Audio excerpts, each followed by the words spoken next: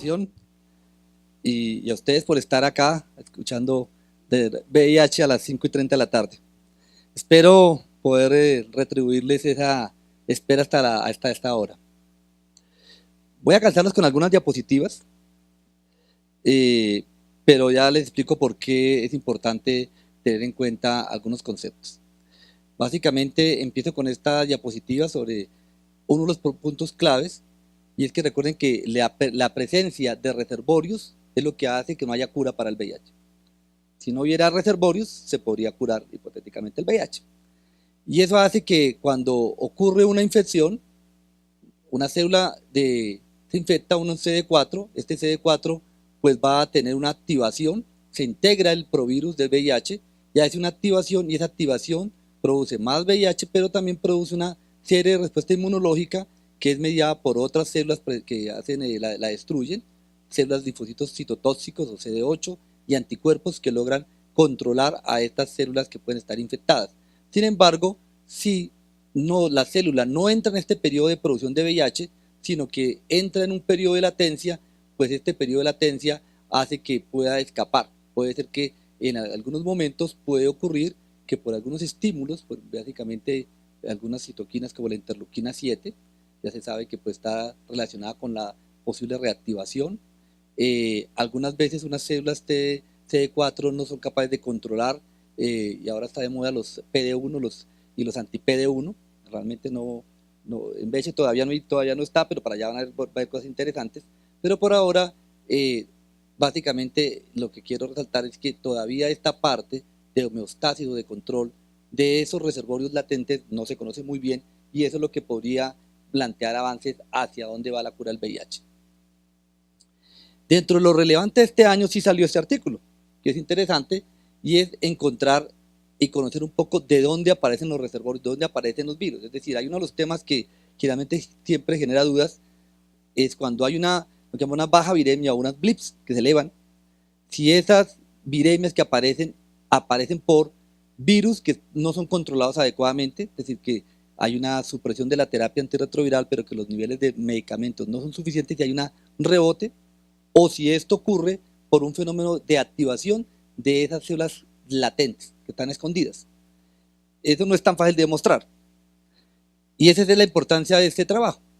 Es básicamente tratar de evaluar de dónde viene esa replicación de VIH. Y básicamente lo que tratan de evaluar es, a partir de nódulos linfáticos, que es donde más están estos reservorios, es el sitio predilecto de los reservorios, cuando hay una terapia supresiva o supresora, de dónde aparecen esas replicaciones. Para esto lo que hacen una técnica básicamente más sofisticado, pero básicamente lo que miden es ADN proviral, preterapia, en terapia, y luego también ven ADN proviral durante la terapia de los nódulos linfáticos. Y comparan para evaluar de dónde pueden estar la relación. Básicamente lo que tratan de hacer acá es que este ADN que aparece, ya sea el ADN de los ganglios linfáticos, compararlo con el ADN cuando no estaba en terapia y poder determinar si lo que aparece, este ADN proviral que está ocurriendo, está dado por una replicación de novo o una replicación que viene en los nódulos linfáticos. En resumen, la importancia de este trabajo es mostrar que las posibles blips que aparecen es una replicación de los nódulos linfáticos que estaban en estado quiescente. Es decir, no es cuando ocurre esas blips que no llevan a resistencia, porque oiga, blips ¿por qué no generan resistencia? Si están generando, luego se elevan y se caen. ¿Por qué si están ya resistentes, por qué no siguen subiendo? ¿Por qué se caen?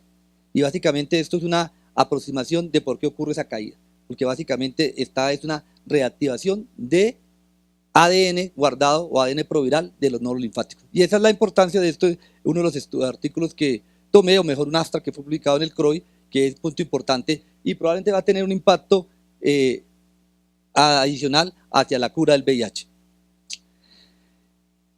Este es otro estudio que es relevante, pues siempre desde hace, yo creo que por ahí unos 20 años, siempre que sale VIH, todo el mundo dice, ¿y la vacuna?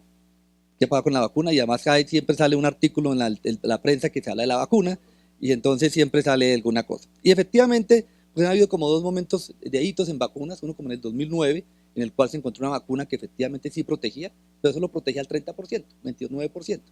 Entonces, mucho menos que lo que protege el preservativo. Entonces, realmente una vacuna como estrategia de salud pública, si no tiene por lo menos un 70-80%, pues probablemente no es una estrategia adecuada. Esta diapositiva es bastante compleja, no se ve nada desde aquí tampoco, allá, solo aquí tampoco se ve, pero solo quiero mostrarles es que esta diapositiva que está publicada este año, en julio de 2018, es lo complicado que fue el estudio. Y realmente es un estudio bastante complicado, es un estudio, miren el título, es un estudio para vacuna de VIH, es un estudio multicéntrico, aleatorizado, doble ciego, placebo controlado, fase 1, fase 2A, y que se hace en humanos y en monos. Y esto implica una serie de grupos, tanto humanos como de monos, en el cual se someten a varias cosas. Aquí es la importancia de esta vacuna. En el concepto de vacuna siempre se ha trabajado en tratar de estimular la respuesta celular, porque si el virus está al interior, entonces lo que tenemos que hacer es estimular respuesta celular. Y las mejores vacunas deben ser dadas aquellas que estimulen respuesta celular, aquellos antígenos que produzcan respuesta celular. Este estudio planteó otra hipótesis. Bueno, ¿por qué no montamos una vacuna que produzca anticuerpos? Se dicen que generalmente los anticuerpos no neutralizan, que los anticuerpos no logran contener el virus, entonces hay que dedicar más a respuesta celular. Pero la propuesta acá fue no, hagámoslo también ver si produciendo anticuerpos podemos lograr una disminución, una disminución una disminución de los posibles casos de infección. Y la otra cosa novedosa es que son los primeros resultados de mezcla de estrategias. Y aquí una estrategia es meter los antígenos de virus de VIH dentro de otro virus, adenovirus. Entonces ya mete otra variable importante. Vamos a colocar una vacuna dentro de un vector, que en este caso es un adenovirus, que es el que va a permitir llevar hasta el sistema inmunológico las partículas o las proteínas que se están usted estudiando. No entro en detalle cuáles son las partículas proteínas, pero solo para que lo tengan en cuenta. Básicamente lo que quiero mostrar acá es que esto es el placebo y estos son los diferentes grupos que ven ustedes acá en condiciones basales y cómo cuando se evaluaban con diferentes esquemas, acá hay básicamente cada subgrupo era un esquema diferente, con 2 semanas, 4 semanas, 8 semanas, 16 semanas, con un anticuerpo, con otro, con una proteína, con otro, pero al final lo que uno ve es que en general esta estrategia de colocar partículas dentro de un vector, a un adenovirus, sí se produce anticuerpos. Estos son los anticuerpos específicos contra la GP140. Estos son otros anticuerpos que se están produciendo y vean ustedes que en general están por encima del placebo y de la línea de base. Aquí también hay respuesta de inmunidad celular. Aquí lo que muestra es que además de producir anticuerpos, también produce inmunidad celular. Y aquí ven otros anticuerpos contra la envoltura. Es decir, hay varios producción de anticuerpos, es decir, en respuesta que técnica se llama inmunogenicidad, son inmunogénicos. Y la pregunta adicional es que ser inmunogénico no significa que sea protector. Yo puedo producir anticuerpos, pero no me protegen. Las personas que conviven con VIH tienen anticuerpos, pero se detecta la ELISA, pero no está protegiéndolo, digamos, de cura completamente. Entonces, la segunda parte del estudio hicieron lo mismo en mismos grupos, en monos. Todo lo que demostré anteriormente era en población humana. Y en monos que encontraron, que efectivamente también cuando se colocan en monos, también aumentan los anticuerpos, y aquí es bien interesante porque fíjense ustedes, esta es un poquito compleja, pero miren ustedes, humanos, monos. Y lo que ven acá es que la relación, dependiendo el esquema de la vacuna de adenovirus, más GP140, más 26 y otras que están aquí, en general hay una correlación muy directa entre los anticuerpos que se producen en monos y los que se producen en humanos. Es decir, aquí en humanos se produce 3,8 y en monos casi 3,7. Acá 4,3 y aquí 4,3. O sea, hay una correlación directa. ¿Para qué sirve eso? Para mostrar que la respuesta en humanos es similar a los monos, o la de los monos similar a los humanos. ¿Y qué implicación tiene? Creo que vamos a la siguiente, que es más fácil. Que los monos ya hicieron el estudio y los retaron a virus de VIH simiano. Y básicamente muestran, ven ustedes cómo se comporta la presencia o el porcentaje de células no infectadas comparado con el placebo. Los que están con placebo pues infectaban todos y ven ustedes cómo, dependiendo del esquema, ven ustedes cómo hay una disminución importante, incluyendo este esquema, que tiene varios componentes, que logra un porcentaje de no infectados a más de 6 semanas por encima del 80%. Entonces, básicamente lo que estoy mostrándoles en estas diapositivas es, hay una vacuna basada en adenovirus como vector que transporta antígenos, que está mostrando una respuesta inmunógena importante en humanos, y esa misma respuesta inmunógena en humanos demostró que protege monos.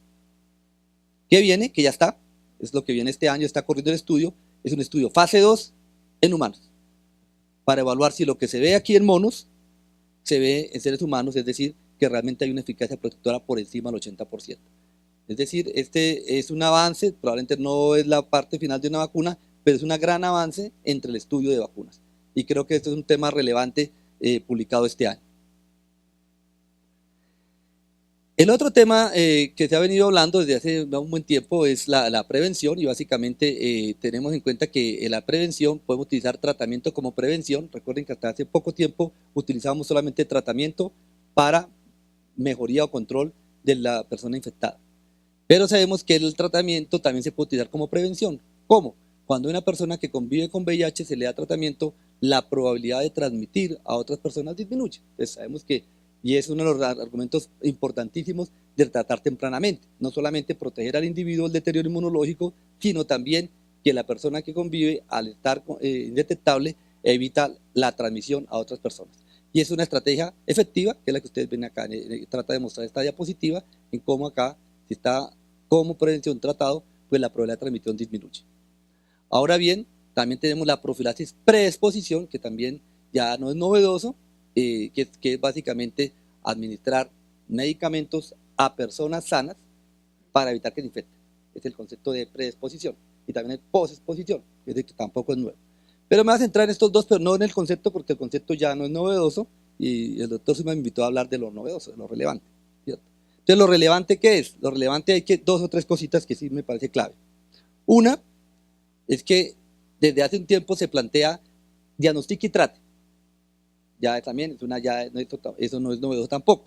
Pero este estudio que salió publicado este año sí es interesante, es el mostrar una estrategia de iniciación temprana, rápidamente. Como iniciación temprana no es en el mes, sino es casi que diagnostique y el mismo día empieza a tratar.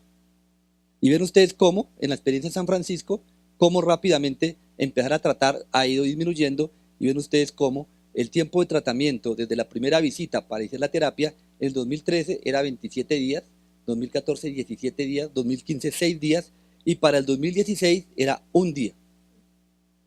Y esto hace que el número de personas que están indetectables y el tiempo medio que llegan a estar indetectables cambió de 70 días a 38 días. Si me han seguido la historia, este estudio muestra cómo el hecho tienen un mes más de ventaja de tener gente indetectable, más rápidamente. Y eso está mostrando cómo se logra la profilaxis.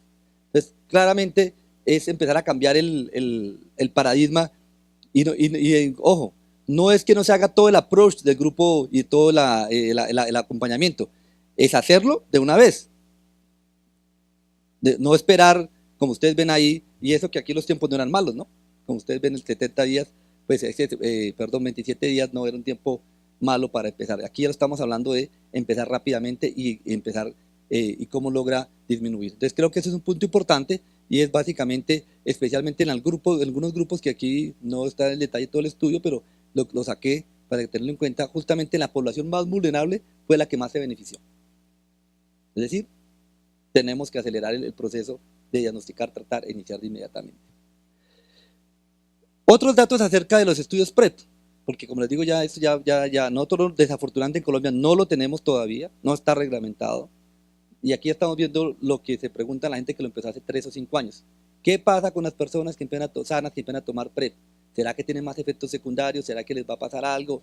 Y básicamente pues ya van a salir los resultados. Esto creo que es una de las preguntas importantes. ¿Qué pasa crónicamente con el que está tomando tenofovir, entricitabina? Probablemente esto cuando tenga TAF, porque ahora la PrEP se va a hacer con TAF probablemente, entonces no vamos a tener estos datos, pero básicamente claramente sí, hay que tener en cuenta que tomar medicamentos sí puede aumentar el riesgo. Ven ustedes acá, PrEP 4,3 versus 2,3, en elevaciones de creatinina, no es un secreto, básicamente es un tema que hay que tener en cuenta. O sea, y es importante porque también tomar PrEP se considera que es como tomar acetaminofén, y pues no, no es tomar acetaminofén, es un medicamento que tiene unos riesgos y que tiene que hacer un seguimiento para hacerlo. Y creo que es un punto importante de este metaanálisis, que son 13 estudios que se incluyeron 15.000 pacientes. Bueno, este también es uno que también es una pregunta que repetitiva que nos hemos venido abocados a siempre a responder, y es si las personas que conviven con VIH están en terapia antirretroviral y están indetectables, pueden transmitir el virus. Pues dice, oiga, pues en teoría no, pero pues estar seguro 100% es un riesgo. Y pues alguien lo hizo, alguien dijo, oiga, vamos a evaluar ese riesgo. Y esos riesgos lo evaluaron por dos estudios que se llaman el Partner 1 y el Partner 2, que ustedes ven en algunas características de los estudios, básicamente en parejas serodiscordantes, se evaluaron en aquellas personas que estuvieran con una carga viral menor de 200 copias, que no usaban PEP o PrEP, o sea, no hacían pruebas de posexposición ni predisposición, y evaluaron la posibilidad, y hicieron un estudio filogenético para ver si se infectaban, si realmente cuál es la probabilidad del virus que tenían, etcétera, etcétera. Los resultados básicamente son sorprendentes, digamos desde el punto de vista estadístico, pues que no he encontrado ninguna. Esto es un mensaje importante porque finalmente es parte de lo que uno siempre existe un riesgo, pero fíjense ustedes que acá 77.000 actos sexuales sin condón. Cuando una de las parejas era positiva, la posibilidad de transmisión era cero. Cualquier sexo, sexo anal, sexo interactivo, sexo anal receptivo con eyaculación. Esto puede generar controversia, pero básicamente son los datos, y eso es básicamente un dato robusto en el cual está mostrando que las parejas serodiscordantes, pues probablemente la posibilidad de transmisión pues es, como dice ahí, cero, si está indetectable. La otra pregunta que se está haciendo el mundo en este momento es ¿cuál es la mejor estrategia para PrEP? Ya sabemos que la PrEP funciona, no hay discusión. Hay dos escuelas o dos modelos. El modelo de Estados Unidos, que es individuos con conductas de alto riesgo, se hace consejería y se empieza PrEP. Todos los días se evalúa cada 3 meses, cada 6 meses, y se mantiene, y si el riesgo persiste, se continúa el tratamiento. Y la otra es la estrategia francesa, que es la estrategia que se llama a demanda, en el cual no es todos los días, sino sencillamente en los momentos que la persona considere que va a tener una noche loca, un riesgo más elevado, puede decir, oiga, ¿sabe qué? Voy a tomar este fin de semana, entonces voy a tomar antes medicamentos, 2, 1, 1, 2, para evitar tomar todos los días. Dos estrategias válidas. Algunos planteaban, este puede ser mayor riesgo de resistencia, los otros decían, sí, pero es que tomar todos los días me aumenta los efectos secundarios, y había una discusión entre las dos estrategias. ¿Bien? Este estudio lo que pretendió, bueno, vamos a responder esa pregunta, ¿cuál es mejor? Si hay algún riesgo o no hay un riesgo. Y básicamente lo que evaluaron con las dos estrategias es que tanto la incidencia para VIH, tanto la estrategia PrEP diaria o a demanda, el riesgo es exactamente lo mismo, en este caso dio cero, no hubo riesgo ninguno. Obviamente el seguimiento solamente ha sido a 7 meses, todavía hay que hacer seguimiento. Y acá la otra pregunta que se quería evaluar es qué tanto la gente utilizó correctamente uno del otro. Aquí el 95% de adherencia. Tener en cuenta que cuando la adherencia cae, la utilidad de PrEP se cae. Y aquí a demanda, 96%, digamos que no, uno esperaría que hubiera mejor porque era más fácil de tomar, pero no. Lo otro que hasta ese momento no mostró es que fuera mejor a demanda que la diaria en efectos secundarios. Básicamente los efectos secundarios de los dos grupos son iguales. Es decir, con estos datos muestra que la estrategia de 1-1-2, 2-1-1-2 versus todos los días, pues son iguales. Bueno. Este es un estudio bien interesante. ¿Por qué? Porque una de las consecuencias, o mejor, de los efectos más importantes de mortalidad por VIH es la tuberculosis. Y uno de los problemas de la tuberculosis también es el síndrome de reconstitución inmune. Y este estudio lo que pretendió evaluar es en qué momento iniciarle la prednisona. Es decir, cuando teníamos unas indicaciones claras, típicas para utilizar prednisona en pacientes con tuberculosis, TBC meningia, TBC con periquetes con tuberculosis, pero sí a los pacientes que tienen una tuberculosis y están con VIH, les empezamos tratamiento con prednisona a todos, independiente de cuánto CD4 tiene o si esperamos una semana, 2 semanas, cuál es el mejor momento. Este estudio lo que pretendió es, oiga, ¿cuáles son los que tienen más riesgo de hacer iris? Síndrome de constitución inmunológica, los que tienen menos recuentos de CD4. Y a este grupo fue los que estudió, menos de 100 CD4. Les vamos a dar prednisona a todos y aquí les vamos a dar placebo. Y vamos a evaluar el seguimiento para ver cómo les va. Básicamente lo que muestra el estudio, para no cansarlos, es que comparado con el placebo, los que recibieron prednisona todo el tiempo, por un mes, desde el comienzo, una vez al mismo tiempo, tratamiento de tuberculosis, tratamiento antirretroviral y prednisona, y encontraron que el riesgo acumulado de iris era menor. Todo el tiempo estaba menor. Entonces, básicamente, lo que muestra el estudio es que a personas con VIH que tengan tuberculosis se les debe iniciar terapia antirretroviral, tratamiento antituberculoso y prednisona. 4 semanas, 40 miligramos día, es lo que dice el estudio, 40 miligramos día por 15 días y 20 miligramos los siguientes 15 días. Esto logra una menor incidencia de iris. Especialmente en este grupo que era el que más se considera, aquí no lo muestro porque bueno, el estudio es más complejo, pero básicamente había riesgo de que si yo colocarle esteroides a un paciente con una enfermedad severa, que tiene 50 CD4, 10 CD4, iba a producir otras complicaciones, tanto neoplásticas como enfermedades oportunistas, pues mostró que no le mejoró, no empeoró nada, y lo que hizo fue mejorar la incidencia de iris. Bueno.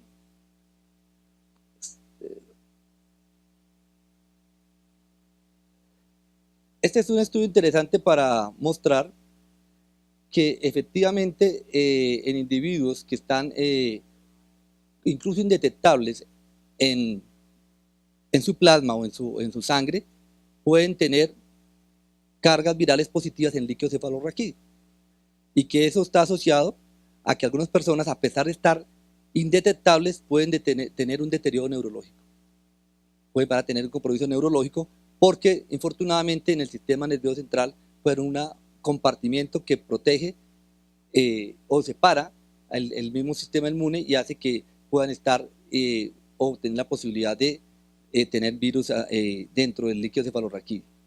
Y básicamente lo que miró acá y encontraron es que justamente sí hay diferencias, y especialmente el esquema que tienen basados en inhibidores de proteasa, y especialmente esquemas con atazanavir, son esquemas que tienen una posibilidad mayor de tener la presencia, lo que ellos llaman escapes del líquido cefalorraquídeo, hasta 3.8, es decir, 4 veces, comparado con cargas virales indetectables. Básicamente los esquemas con atazanavir es el mayor predictor que tengan riesgo, es decir, una probabilidad de mayor compromiso neurológico es tener atazanavir, y esa es la importancia de este estudio. Otra pregunta interesante, y es que nos hace todo el tiempo, si hay vacuna para las personas que conviven con VIH, que se llama vacuna, colocarse un medicamento en vez de tomar tabletas todos los días. Y eso pues sabemos que hay unos medicamentos que han tomado fuerza para hacer eso, y básicamente uno de los medicamentos o las combinaciones que ha tomado fuerza son los estudios con cabotegravir, que es un familiar de los inhibidores de integrasa, más rilpivirina. Ese estudio es un estudio también complejo en el diseño, hizo una fase de inducción que era inicialmente con cabotegravir y abacavir lamivudina. Y después de la semana 20, a estos individuos se llevaba a varios esquemas, darles cabotegravir 400 miligramos intramuscular más rilpivirina 600 miligramos intramuscular cada mes. Es decir, no más terapia antirretroviral no oral, se suspende una inyección mensual. Acá lo mismo, con una dosis más alta de los dos, 600 y 900, y la inyección cada 8 semanas. Y aquí continuar con el esquema cabotegravir más lamivudina más abacavir lamivudina todos los días. En la semana 96, es decir, a 2 años, continuaron con cabotegravir rilpirina 400-600 intramuscular mezclados en una sola inyección, cabo rilpirina 600-900, y aquí cabo más rilpirina intramuscular, cada 8 semanas. Básicamente los datos a 160 semanas están mostrando que la carga viral permanece en los grupos 90, 83%, 97%, 100%. Es decir, está mostrando que esta estrategia es un estudio fase 2, fase 1 falta mayor población, pero básicamente lo que está mostrando es que la inyección intramuscular cada mes o cada 2 meses es igual a tomar terapias todos los días. Es un dato importante porque probablemente esto es algo que va a cambiar o se convierte en una opción importante en la terapia antirretroviral en un futuro muy cercano. Y finalmente, algo relevante, quería resaltar datos locales. Este es datos locales que se ha trabajado con un grupo en que muchos de ustedes probablemente han involucrado los datos. Es un grupo en el cual se ha pretendido hacer un consenso nacional sobre problemáticas y oportunidades de VIH en Colombia, en el cual voy a tomar algunas diapositivas rápidas para mostrarles algunos datos interesantes estamos hablando de lo novedoso, de lo que es relevante al mundo. Ya vimos que en algunas cosas estamos quedados, ya vimos que PrEP estamos quedados, PrEP estamos todavía sin empezar, ya se está hablando sobre las consecuencias de PrEP, estamos hablando de medicamentos de una inyección cada 8 semanas, pero todavía nosotros estamos con unas limitaciones en otras cosas. Justamente lo que pretendía este consenso, generar, evaluar cómo es la situación actual de VIH, evaluar un modelo de gestión de riesgo, documentar relaciones de mercado entre aseguradoras y IPS, caracterizar la oferta prestadora de servicios, establecer costos de atención. Es bastante optimista en todos los objetivos, las metas, pero básicamente se está empezando a cumplir. Lo que está en verde es lo que ya se ha establecido, lo que está en amarillo es lo que todavía está en construcción de propuestas. Es una estrategia que se ha trabajado con instituciones primarias específicas de EPS, de IPS, y secundarias con bases de suficiencia del Ministerio, de la UPC, estadísticas de afiliación de CISPRO, estadísticas de la cuenta de alto costo, estadísticas de REPS. Se ha incluido a diferentes aseguradoras del régimen subsidiario y del régimen contributivo. Básicamente está superando más o menos 52% de la población está incluida ahí. Y entre los principales hallazgos hay unos puntos claves. Uno que es bastante llamativo. Ven ustedes acá la inversión en VIH en el sistema de salud colombiano. Para promoción y prevención, para atención, para apoyo social, para monitoreo y evaluación. Ven ustedes que para el 2007 estaba un valor de 91.200, bla, bla, bla, bla, te lo ven ahí, atención, apoyo social y monitoreo y evaluación. Es decir, que mal contados 254.000 millones se estaban dando hacia inversión en VIH. En el 2014 subió a 273.000, una subida poca, pero cuando ustedes miran algo y comparan cada uno de los rubros, ven ustedes cómo este rubro que estaba en 91.000 millones cambió a 4.000 millones. ¿Cuál? Promoción y prevención. Monitoreo, evaluación y atención pasó de 161.000 a 267.000.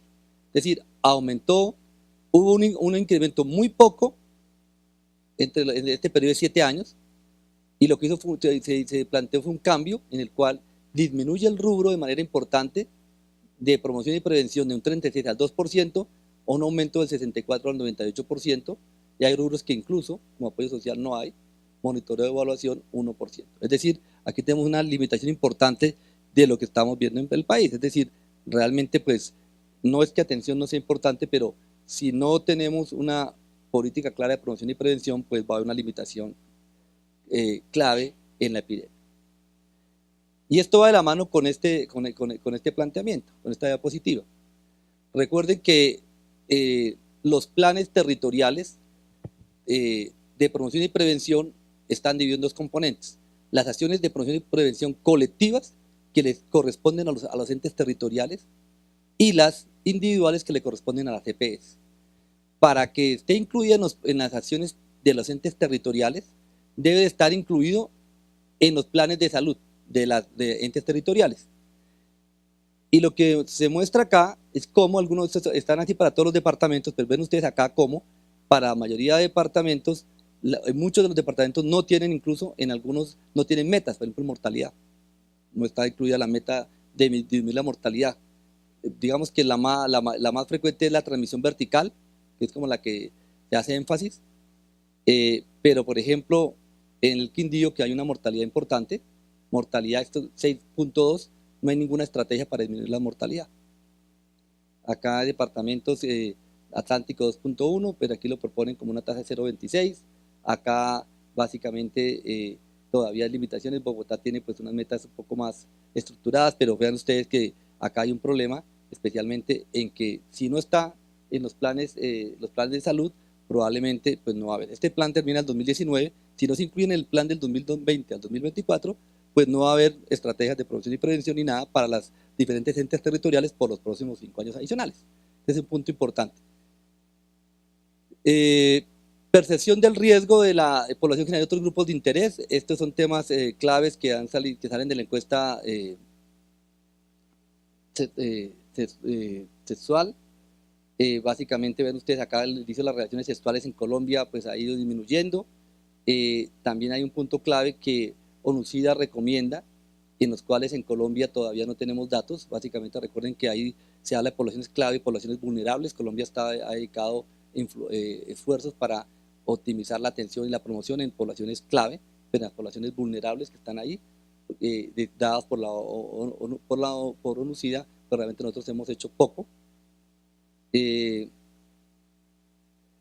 adicionalmente, pues cuando se empieza a revisar temas acerca de factores de riesgo secundarios, probablemente ustedes ven algunos de los factores de riesgo que hacen que efectivamente los programas operativos o problemas de salud no funcionan bien, y es problemas de riesgos secundarios.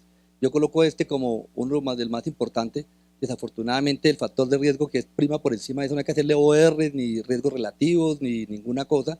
Desafortunadamente el factor de riesgo más importante para cualquier problema de salud es ser pobre. Y eso hace que si sumamos la pobreza a cualquiera de estos puntos adicionales, pues es un tema dramático. Y adicionalmente los riesgos operativos, que es lo que ustedes ven acá, riesgos de pérdida de problemas administrativos, falta de apoyo, falta de observancia. Ustedes los que están en los programas saben cuáles son de estos los más frecuentes, pero es importante que en este consenso, pues básicamente pues, se detecta y está escrito y se ha buscado y se ha encontrado. Cuando se evalúa cómo se minimizan los riesgos, pues básicamente la minimización de riesgos, pues vemos que solamente hay unos riesgos en algunos grupos poblacionales en los cuales las EPS se están contratando.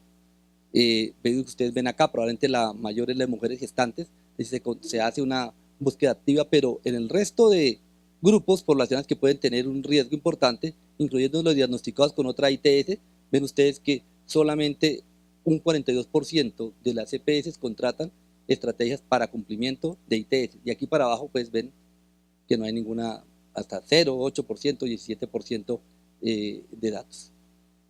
Adicionalmente, cuando evaluamos el modelo de gestión de riesgo entre las brechas y lo que contienen la atención, ven ustedes como, por ejemplo, una de las medidas, solamente la atención de profesionales en los programas de a nivel nacional. Ven ustedes aquí por profesiones, aquí desafortunadamente no se ve claro, pero acá es médico experto con VIH, médico encargado, médico infectólogo pediatra, psiquiatra, psicólogo, químico, enfermera, trabajador social, par comunitario, nutrición, odontología, es decir, lo que recomienda la guía. Muy pocos programas en todos sus sitios, estos son datos tomados de aseguradoras. Entonces básicamente lo que dice acá es que psicólogo es 90% a 100%, 71% cumplen con un psicólogo en sus programas. Par comunitario solo el 28%, nutricionista solo el 57%, químico farmacéutico solo el 42%. Y ahí hay un tema importante, una cosa puede ser, que ahí están los dos temas, puede ser que no se contrate porque no se quiera contratar, pero probablemente también porque muchos sitios también donde tienen que atenderse tampoco están el personal. Es decir, se va a contratar y no hay un personal disponible para esa institución o esa IPS en un determinado territorio. Entonces también un punto en el cual pues van de los dos extremos. ¿Por qué no se cumple? Pues básicamente aquí entra un análisis mucho más sofisticado para evaluar la razón por la cual no se está cumpliendo esta estrategia solamente de cobertura de atención de profesionales. No se está mirando otra cosa. Este es importante para evaluar qué tanto las personas se atienden en su mismo municipio. Básicamente tengan en cuenta que hay en 32 municipios del país, esto pues no es todo el país, porque recuerden que la muestra solo tiene el 60% del país, quedan 40%, pero este 60%, las IP responsables están localizadas en 32 municipios. Sin embargo, para estas mismas aseguradoras, los pacientes tienen registros en 432 municipios. Básicamente, ¿qué dice eso? Pues que también diría, pues hay que ver el contexto. No puedo decir que cada municipio debería, donde hay un individuo, debería haber un programa de atención. Pero sí hay cosas como lo que les voy a mostrar en estas dos, tres diapositivas. En este informe está para cada departamento. Este es el ejemplo del Cesar, pero igual pueden buscar con Dinamarca, Boyacá, y así, así sucesivamente se puede encontrar. Para el departamento del Cesar, el 75% se tratan en el mismo departamento. Sin embargo, un porcentaje tiene que ir hasta Valledupar, el 29% tienen que ir a Bucaramanga, probablemente porque les queda más cerca ir a Bucaramanga que Valledupar, y algunos van a Barranquilla, Bogotá, Cúcuta en la atención. Pero esto es lo más importante. Fíjense que, por ejemplo, esto es dependiendo de los pacientes de donde están ubicados hasta dónde tienen que ir. Entonces hay pacientes que tienen que desplazarse desde aquí, del sur de Cesar, de San Alberto, San Martín, van hasta el Cesar a atender, con todo lo que implica. Probablemente el pago del transporte, quién paga, si lo paga el individuo, si se lo paga la aseguradora, si no, cuál es la herencia de ese proceso. Y este es un ejemplo para un departamento. Entonces ven ustedes que departamento que tiene limitaciones para que la gente vaya desde ciertos municipios. Acá, por ejemplo, con los 11 a 20 pacientes vienen desde el COPEI, van hasta Valledupar. Todos los pacientes van acá. Los que no tienen o los que no quieren ser visibilizados, pues empieza a haber un problema adicional en la atención. Entonces es un tema que también el país tiene que repensar la forma de atención en el territorio nacional, no solamente en las ciudades grandes e intermedias. Esto básicamente, si hay uno de los puntos importantes cuando se plantea la atención con IPS es que tanto hay una atención diferencial en población vulnerable. Sandra decía esta mañana en el ministerio, es que es interesante saber, bueno, qué es la atención diferencial, porque hay que tener en cuenta en que la diferencial no puede ser que también sea estigmatizada, ¿no? Entonces ahora los diferencio, entonces ahora hay gente, los que tienen, consumen droga y eso vengan por la puerta de atrás. No, es decir, ahí tiene un tema complejo, pero también sabemos cuando hacemos, tuvimos la fortuna de interactuar con muchas organizaciones de base comunitaria en este año, y básicamente lo que encontramos también es cómo desde el paciente nos perciben el sistema de salud como un sistema que es bastante agresivo y bastante agreste en la atención directa. Es decir, cómo desde la otra cara se percibe que lo que estamos haciendo no es suficiente, no hay un acercamiento real y hay una barrera en la forma como se atiende. Entonces yo creo que es un tema que no es de un extremo, llegar a que esa atención diferencial termina siendo una mayor discriminación, pero tampoco, como lo estamos haciendo ahora, es la mejor manera. Y aquí doy 3 o 4 diapositivas que no los quiero cansar, pues básicamente los problemas de coste, de ajustes del riesgo que puede ocurrir. Básicamente lo que sabemos, lo que muestran los datos, es lo que todo el mundo sabe, que si yo diagnostico tardíamente a un paciente, pues le da peor al sistema de salud, porque la salud del individuo pues va a estar peor, la posibilidad de recuperarse va a ser peor, y al sistema de salud le cuesta mucho más. Si lo hablamos desde el punto de vista financiero, pues le da peor a un individuo cuando un individuo llega en estadio SIDA que cuando una persona llega en estadio A1. Los costos asociados a la contribución del régimen contributivo y del régimen subsidiado, básicamente hay unos costos mayores con el régimen contributivo que el régimen subsidiado, y asociados al diagnóstico, cada año pues ha ido aumentando, aquí ha ido disminuyendo, perdón, en los costos hospitalarios. En el régimen contributivo han empezado a disminuir en el 2015, 2016, en urgencias 2015 7%, en 2016 6%. Aquí importante que hay una pequeña, pero muy pequeña disminución en la atención, ¿no? Pero en general los costos asociados son ambulatorios. Yo creo que aquí todavía hay un subregistro, porque muchas veces en los costos no está incluido el diagnóstico. Es un problema importante que muchas veces en los diagnósticos que se colocan, las bases de datos del ministerio toman el diagnóstico principal. No hay la asociación, lo toman 2 o 3, y a veces el diagnóstico principal puede ser criptococosis meningia, segundo, neumonía nosocomial, tercero, diarrea invasiva. Todo fue asociado a una infección por VIH, pero al final se capta como criptococosis y no se capta todo el Eso fue cuando hicimos un trabajo puntual, encontramos que muchos de los diagnósticos tocaba hacerlo una minería importante de datos para poder empezar a obtener realmente el origen del dato. Estos son costos de atención, de reportes, no los voy a cansar ya con datos, tampoco voy a cansar con estos datos, solamente quería ya terminar con esta diapositiva, en que es lo que les traté de mostrar hoy es lo relevante hoy, lo relevante para el futuro, ¿qué podría ser? Sumatoria de nuevas moléculas, probablemente hay más moléculas y vienen nuevas moléculas afortunadamente, debe haber un aumento mejoramiento de la seguridad, los efectos secundarios y una reducción de la dosis. Ya hay estudios interesantes en ese escenario, no hablé del tema, pero cada vez hasta hace muy poco planteamos siempre el paradigma de que hay que dar 3 medicamentos, duramos como que 20 años probablemente diciendo que había que dar 3 medicamentos, y el paradigma creo que está cambiando en que ya no son 3 medicamentos, sino probablemente pueden dar 2 medicamentos, pueden ser igual de seguros que 3, y se puede mantener, y eso probablemente es lo que muy pronto es posible que empiece a medida que haya más datos, va a ser como otro nuevo paradigma, entonces probablemente eso va a tener una ventaja, ya demostrar los datos de inyecciones, inyección de cada 2 meses. Lo que plantea acá, una posibilidad va a ser es que el paciente escoja si quiere oral o si quiere la aplicación del medicamento subcutáneo. Y lo que está en el denominador son el problema que esto implica costos y infraestructura. No solamente costos, sino infraestructura. Cuando se habla de infraestructura no es el edificio, sino es todo lo que implica tener la posibilidad. Ya les mostraba el ejemplo del CESAR. ¿Cómo hacemos para que la gente no tenga que desplazarse? ¿Cómo hacemos para que haya una estructura diferente para que pueda ser atendido? ¿Cómo hacemos para que tengamos químicos farmacéuticos en MITU? ¿Cómo hacemos para que haya médico infectólogo en ciertas regiones o en ciertos lugares de la ciudad? Creo que es un tema que toca revisar y que creo que es una meta que no debe ser tan a largo plazo. Creo que con esto termino, creo que se acabó el tiempo ya.